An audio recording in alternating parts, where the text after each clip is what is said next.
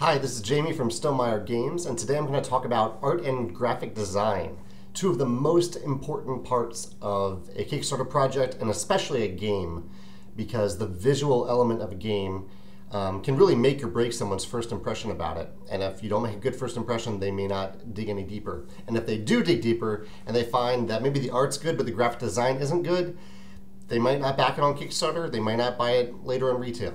It just has a huge impact. So a few quick tips about art. I'd highly recommend that you not go cheap with art. It's the one thing that is absolutely worth spending money on. Don't go to your friend who knows how to use Photoshop.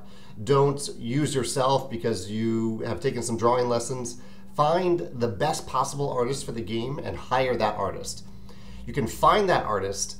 The number one recommended way that I would say to find an artist for a board game is to go on Board Game Geek, find art for games that feels right for your game, and just look up the artist and contact them. Artists are always looking for work, or they're often looking for work, and most of them will be very happy to hear from you.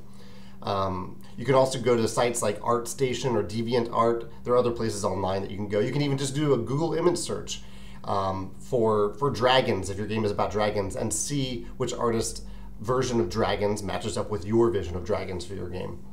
Once you have that artist, I would recommend paying them to make a sample illustration for your game specifically, and maybe do this with a few different artists, and then put those illustrations on somewhere on maybe Facebook, maybe Board Game Geek, someplace where you can poll people's opinions about them to see what they think, just in case you're, I guess, a little bit, if you might have a blind spot about which one is good or bad, especially since you're paying money for these artists, even just for the samples. So put them on Facebook in maybe a board game group and see what other people think about the art. See if they have a strong preference either way. And last, I would highly recommend when you get a graphic designer, you can look for a graphic designer in a similar way to an artist. I would highly recommend finding someone who is really good with typography and card frames. A beautiful card frame can really make a decent piece of art look great, and a terrible card frame can make it look really bad.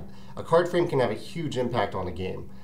So I'd emphasize looking at those card frames, looking at the typography, the iconology that graphic designer creates, and focusing on that element, because that stuff can really stand out and can make or break your project. I'll talk a little bit more about this on a future episode. Thanks.